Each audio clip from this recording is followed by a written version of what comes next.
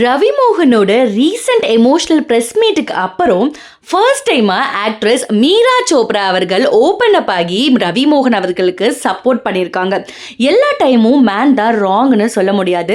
சில உமன் லாவை அவங்களுக்கு சாதகமாக மிஸ்யூஸ் பண்ணிக்கிறாங்க அப்படின்னு ஒரு ஸ்ட்ராங்கான ஸ்டேட்மெண்ட்டை கொடுத்துருக்காங்க.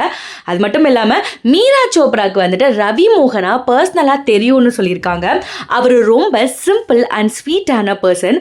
அவர் ட்ரூத் அண்ட் ஜஸ்டிஸ் அவருக்கானது கண்டிப்பாக கிடைக்கும் அப்படின்னு சொல்லி சப்போர்ட் பண்ணி ரொம்பவே தன்மையான வார்த்தைகளால் ஸ்டோரி ஒன்று போட்டிருக்காங்க. இப்போது இந்த விஷயம் தான் சோஷியல் மீடியாவில் பயங்கர பேச்சு பொருளாக மாறி இருக்கு. சோஷியல் மீடியாவில் ரவி மோகன் இஷ்யூக்கு சப்போர்ட் அண்ட் அப்போசிஷன் ரெண்டு சைடுமே வந்துட்டு ஹெவி டிபேட்டாக மாறி இருக்கு. இதை பற்றி நீங்கள் என்ன நினைக்கிறீங்க அப்படிங்கிறத மறக்காம கமெண்ட்ல சொல்லுங்கள். அண்ட் இது மாதிரி தகவலுக்கு சினி ஸ்டாட்டிக்கை சப்ஸ்கிரைப் பண்ணுங்கள்.